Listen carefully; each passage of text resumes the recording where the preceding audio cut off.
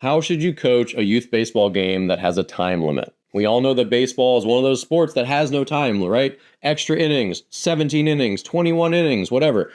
Now, with competition for fields, all these tournaments, more games than not actually have time limits. So, how should you adjust your coaching, and what should you do to win games and play the game the right way in a time limit baseball game?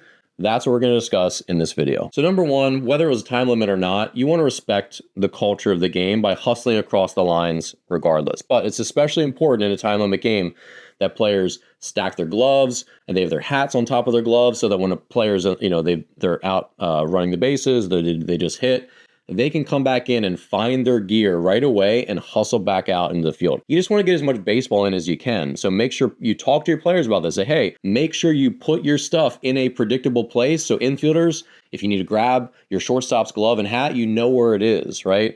These are the little simple things just to communicate with your kids early. Pick each other up, which means taking their stuff out to them if they're on the base paths, because they're not probably going to have time to come back in if they're on second base and the inning ends. Number two, you need to have someone always ready to catch the pitcher, because if the catcher was on base or was the last out, they're going to have to come in, get their catching gear on. You don't want that pitcher to be standing out there, have to wait and either lose their warm-up pitches or have to wait till your catcher finally gets out there. So whether it's an assistant coach or a dedicated parent who can help out or a bench player, someone has to go out there and be lightning fast ready down in their squat as soon as the pitcher hits the pitching rubber. And the pitcher needs to jog out there as well.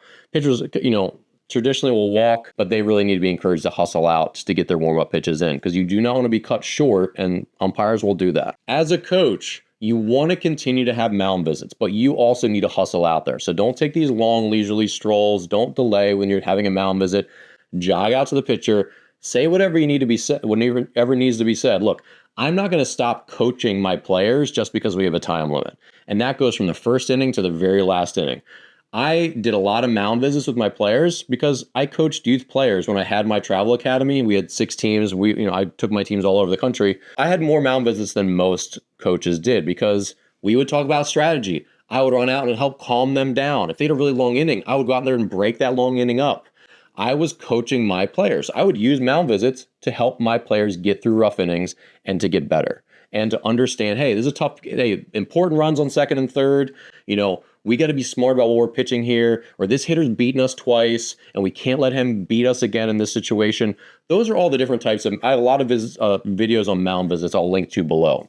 I love mound visits, passionate about it. It's a great way to coach your kids and help them understand the situational baseball IQ stuff. But that said, some people get pissed if you're doing mound visits late in the game in a time limit because you're just stalling.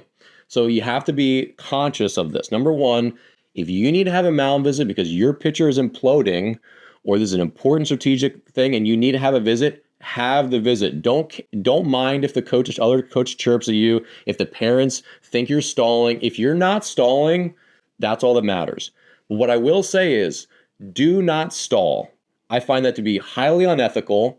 I know it's within the rules of the game. You're allowed to do a mound visit, right? You could stall and burn those 30 seconds if you wanted to. Is that what you really want to teach players? Is that really the kind of modeling that you want as a coach? Oh, hey guys, we're going to do anything we can, including unethical things, to win games. And sometimes the players do this too. Sometimes catchers will run out because they're smart. They know that they could run the clock. They might win the game if they're up by a run, right? Or maybe the pitcher starts picking off to first base over and over and over. You just need to communicate with your players. Be like, hey, this is what good sportsmanship and respecting the spirit of the game looks like. So when it comes to crunch time, if you got to pick to first base, pick to first base. But don't pick 3 times just to stall it out. Catchers, if you got to talk to your pitcher, talk to your pitcher. But don't run out just to stall time. That's not how we want to play this game. That's not our mission, our values as a team. So make sure as a coach you communicate this with everyone and let them know, even if the other team chirps at us, if they chirp at you from picking over to first base, you're still allowed to pick over to first base. It's not like you just give them a free chance to steal second base because you're crunched for time and you know it, so now you don't hold runners the way you normally would.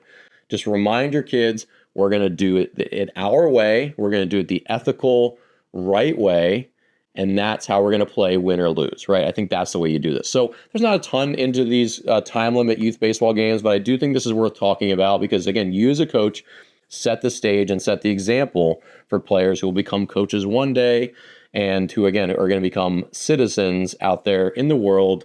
And they're going to look at the way the adults in their lives behaved and modeled ethical behavior. All right. So hopefully this was helpful. Feel free to leave a comment or a question, or tell me I'm wrong in the comment section below. But thanks again for watching. Be sure to subscribe if you haven't, and I'll see you in the next video.